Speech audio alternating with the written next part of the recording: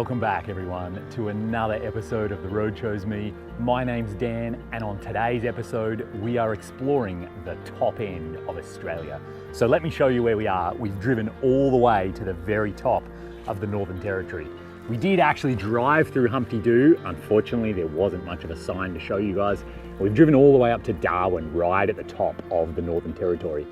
From here, we're going to explore all around. There's a couple of national parks in here. There's tons of swimming holes. There's some really great things to see and do. Hopefully there aren't too many crocodiles, fingers crossed. Let's go and find out though. Here it comes, jump aboard the top end of Australia.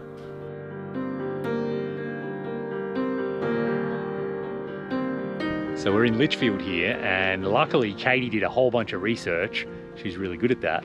And we've learned to get into this Central Valley campground, we had to go into Darwin and get a key to unlock this very substantial gate back there. And now we drive what is a four-wheel drive only road to get into a campground that we've booked for the night. Get this, the campground costs $20 for the night, kind of normal for Australia. The key deposit, $250 we put down in Darwin. We have to have that key back in 4 business days, otherwise we don't get that money back. They're pretty serious about this in here. So let's go for it. We only have 5 kilometers or so to get to camp tonight in the Central Valley. We're told we have our own private swimming spot on the river just for our individual campsite. I'm pretty excited to see what it looks like and see if this road gets interesting or if four-wheel drive only is kind of exaggerated. Let's jump in and find out.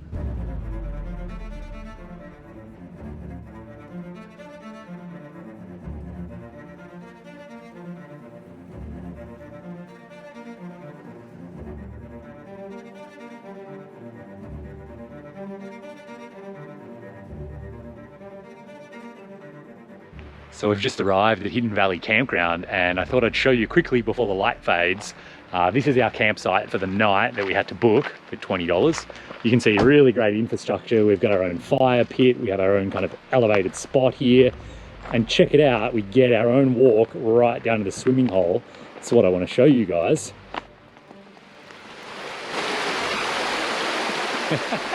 And so this is our personal swimming hole just for our personal campsite. All the other campsites have their own swimming hole. So we're definitely going to jump in right now before we cook some dinner. Then I reckon we're going to jump in the morning again when it starts getting hot. How magical is this? Hidden Valley in Litchfield, definitely worth getting the key, worth the hassle to get in here. So it's nice and early in the morning. Katie and I are just about to go for a quick dip, and we walk downstream a little bit to a nice big swimming hole. And what do we spot on the other side of the little swimming hole here? That would be a crocodile trap. And there is bait hanging in the crocodile trap. There's no crocodile in the trap right now. So I guess this poses a really interesting question. Do you want to go swimming somewhere where there's a crocodile trap? Does the presence of a trap mean that there might be a croc, but the trap's empty, so there is no croc? Or does that just mean the croc's not in the trap? Would you rather see no trap, but then there might be a croc anyway? Or would you rather see a trap with a croc in it, because then the croc's in the trap, not out where it can get you? I don't know, it's all very confusing and feels a bit weird, but it's getting really hot, so I'm gonna go for a swim. I'll think about it later.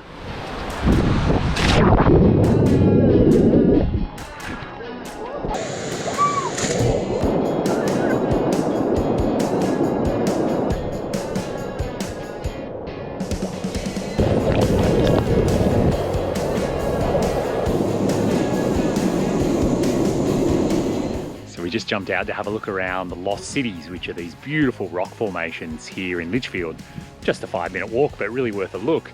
But we have a question here for the Australians out there. We wonder if you can help us. We've been wondering about this since we got to Australia, basically.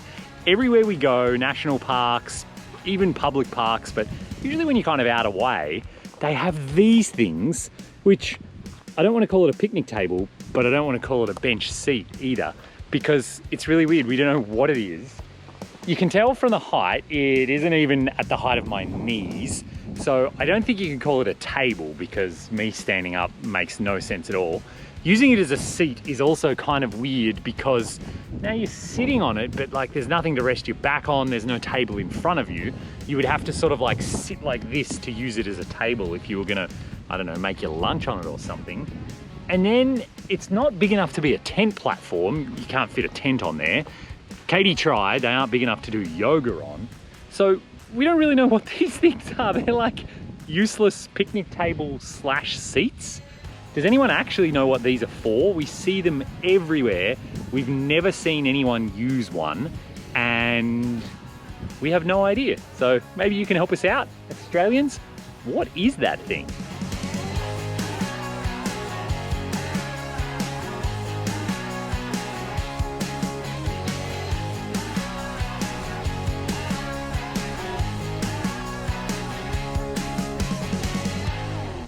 Since we've been driving through the Northern Territory, we've been seeing all kinds of termite mounds, and I think they're absolutely beautiful. We've seen short ones and tall ones. There's been some bigger than the Jeep, and some really bulbous looking ones. But we wanted to show you these ones in particular because they're super cool. So behind me you can see a few of them. They look like big flat squares.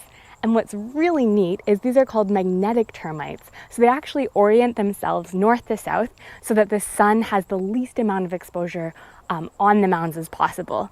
So you can see if you look out to this field, you can just see the profile of them, and you can see how thin they are. And part of the reason why they're built so tall is because here there's so much rain during the rainy season, the termites can't burrow underground to escape the hot sun, so they go up in their termite mounds to avoid the rain. Pretty cool feature on the landscape. And just a short distance away, here's the other kind of termite mound. They call these ones cathedral mounds for obvious reasons. And you can see how massive this thing is. It is 3 or 4 times taller than I am. They get up to 18 feet high, over 5 meters. And so there's Katie just walking out the back for scale. You can see absolutely enormous. And there's a couple right here they estimate to be 50 years old or more. And the termites are still living in there right now. This is their home. So absolutely incredible. There are, I don't even know how many billion of these things getting around, building nests like this so that they can be up away from the rainy season, soggy, wet ground.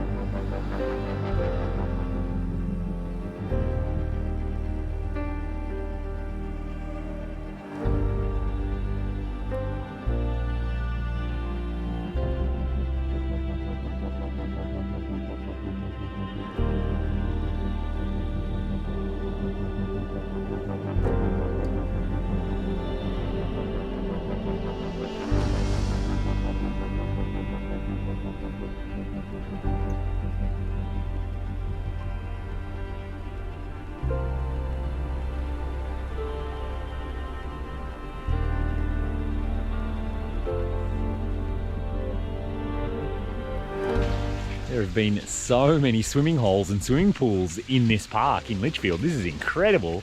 This one behind me is called Surprise Creek. And so there's a swimming hole down here at the bottom, and then up the top above the waterfall there's another one. So we'll have to go up there and check that out as well.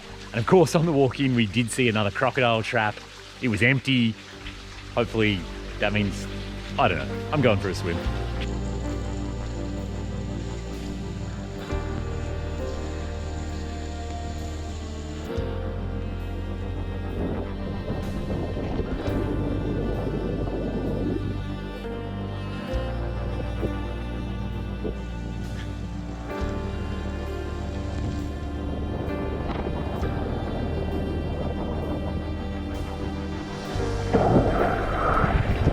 Yay!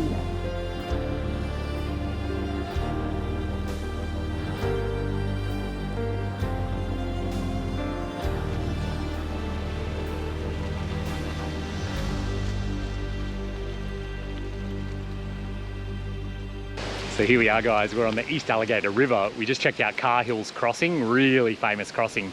Sometimes there's crocodiles like either side of the vehicle. Not today, but we'll show you what it looked like. And now we're at the East Alligator River. We'll just have a quick look, see if there's any crocs here. And it's funny, every time I see signs like this, I get really confused it says, you know, report suspicious activity because we're near Australia's border.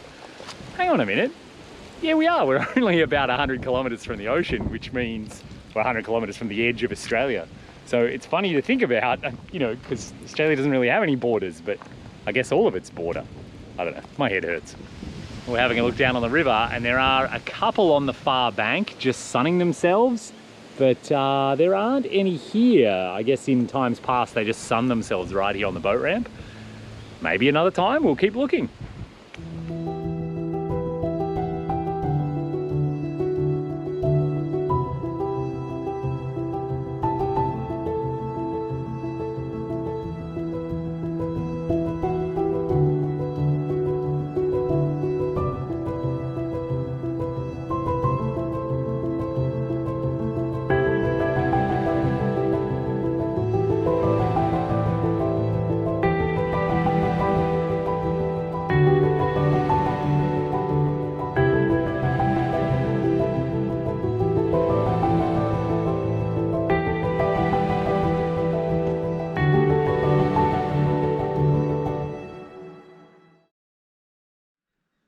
We're just hiking into Jim Jim Falls here, one of the amazing waterfalls in Kakadu National Park where we are now.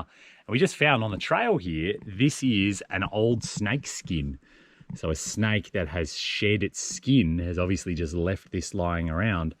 And something that's really crazy that a lot of people don't realize, it's way smoother than you would think. It isn't kind of rough and coarse, it's actually quite slippery. And I guess part of that helps like the snake move forward. They're slippery in the right direction, but also to get the old skin off, he has to be able to like slide out of it essentially. So really cool to see. And obviously this wasn't a particularly big snake. I'm sure there's big ones around here somewhere.